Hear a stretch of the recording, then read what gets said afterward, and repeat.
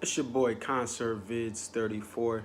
I don't have much time before I head off to work, but I just did want to take some time just to remember Chester Bennington, the lead singer of Linkin Park, and also not forget about a very good friend of his, Chris Cornell. Both of them took their own lives via suicide, and it's a serious topic, and it's a very present topic in our society. It's always been a topic, but what I think I see now in modern society is we have people that, while there is a lot of violence across the country and across the world, in our country, with all the great things we have, wealth, prosperity, and opportunity, even at the lowest economic levels, to own an iPhone, to own a computer, or not even a computer, a tablet, but to have these things at the lowest levels of our economy and of our class system,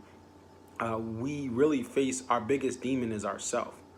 And again, that's not to say there's not violence in this country, in this world, and there aren't parts of the world that are still violent on a daily basis, but our biggest demons are ourselves. And I saw two of my heroes last year take their life.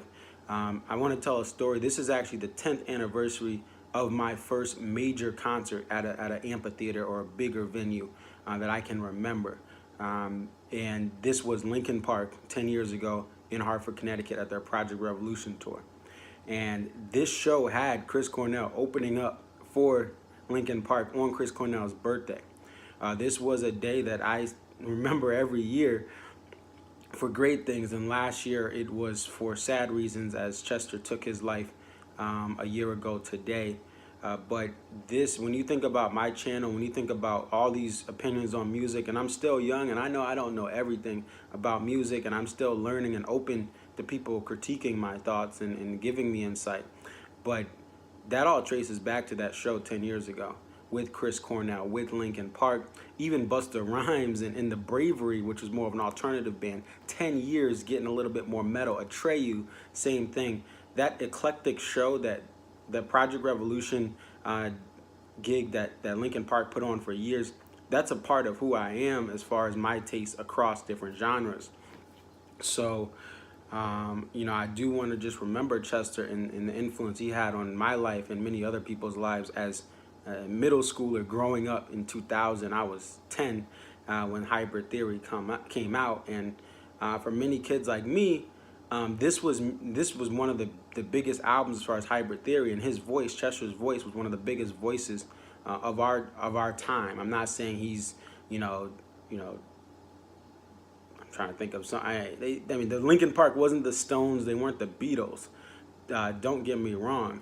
But as far as influence, as far as talking people into a space in their life away from suicide, from self-harm, from destruction, from doing the wrong thing, Linkin Park was a band that did that, and Chester was a big part of that. And then even Chris Cornell.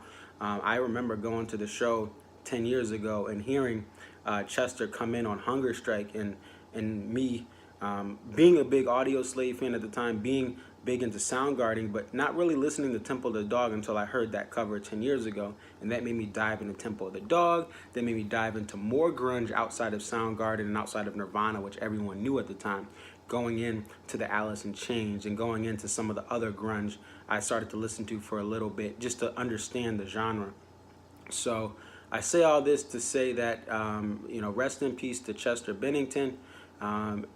Suicide is a very serious issue in our society. Our minds, in many facets of our society, are our biggest enemy. People say, "Oh, you have all this money, you have all this wealth," and we've seen, unfortunately, too many people with success, wealth, and respect take their own lives. But it just goes to show you, as far as mental health and as far as these demons that we battle inside, is one of the emerging and bigger issues in society now. It's always been a demon. It's always been something. Don't ever think it hasn't been an issue until now. But we're seeing many successful and talented people, which we love their music, but part of that music comes from this struggle, comes from their demons, comes from their pain.